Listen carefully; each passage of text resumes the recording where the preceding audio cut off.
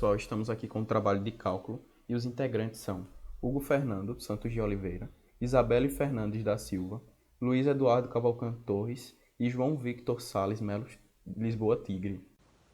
Bom dia, meu nome é Hugo, sou da Unite Campus Maceió e vou falar um pouco sobre noção intuitiva de limites.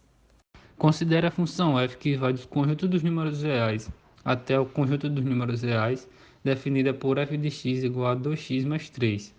Imagine que você tivesse que responder a seguinte pergunta: para que valor a função f se aproxima quando x se aproxima de 1? Para isso, fazemos duas tabelas, uma com os valores próximos de 1, só que menores que ele, e na outra, próximos de 1, só que maior do que eles. Bom, parece razoável afirmar que o valor de f aproxima-se cada vez mais de 5, quando x aproxima-se de 1. Isto é, parece razoável dizer que 5 é o limite da função f, quando x aproxima-se de 1. Opa, tudo bem? Bom, meu nome é João Victor Sales e eu sou estudante de Engenharia Civil na Unite e agora eu vou explicar um pouco sobre o conteúdo de continuidade. Bom, continuidade é nada mais nada menos do que a continuação de um ponto. E nisso temos dois pontos, o ponto interior e o ponto nas extremidades. O ponto interior, ele só é contínuo quando seu domínio for o limite de f de x igual a f de c, onde o x tende a ser. O ponto nas extremidades, ele pode ser contínuo na extremidade da esquerda quanto na extremidade direita. No próximo slide, temos dois exemplos de função contínua. Teste de continuidade. Uma função, ela só será contínua se seguir as três condições seguintes. f de c existe apenas se c estiver no domínio de f. Segunda condição, o limite de f de x quando x tende a c. Só existe se f tiver um limite quando x tender a c. E a terceira condição é o limite da função x igual a f de c quando x tende a c. O limite é igual ao valor da função. Bom, agora veremos o teorema das propriedades de funções contínuas.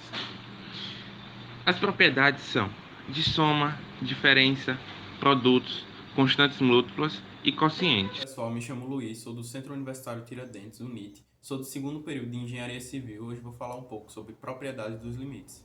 É indispensável falar sobre limites, sem ao menos falar sobre as propriedades deles. Ou seja, vamos trabalhar isso um pouco mais à frente. Falaremos um pouco sobre soma, a diferença, a multiplicação, o produto e o quociente. Não necessariamente precisamos decorar isso, mas colocar em prática, para que cada questão não dê uma indeterminação, ou seja, zero sobre zero. Tentamos fazer de tudo para que obtivemos um resultado.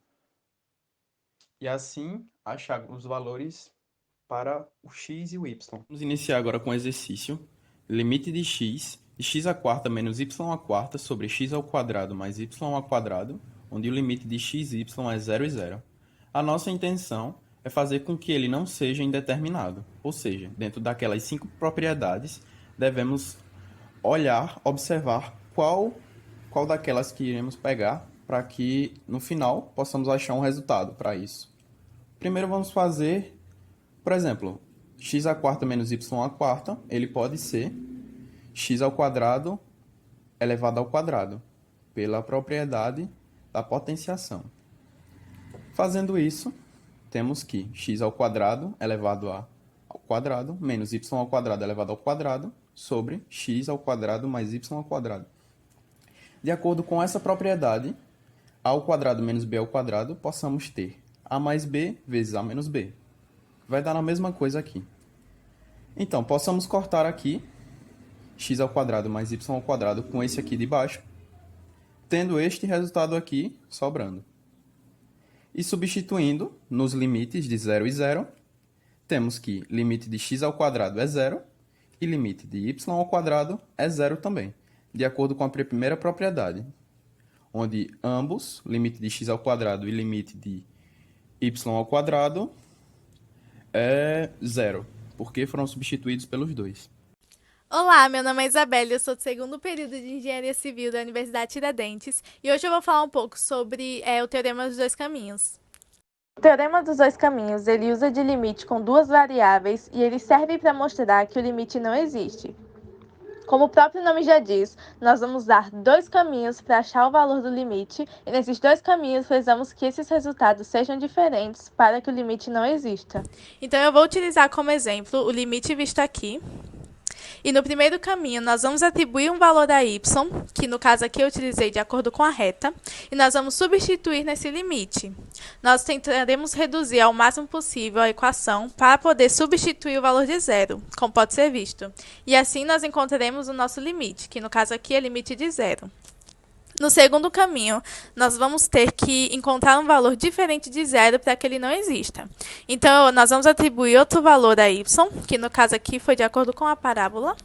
Nós substituiremos no limite, tentaremos reduzir ao máximo a equação, e nesse caso não precisaremos substituir o valor de zero, pois aqui nós cortaremos o kx ao quarta sobre kx à quarta, e assim nos dará um limite de 1 sobre 2, que, como pode ser visto, é diferente de limite de zero. Ou seja, o limite não existe.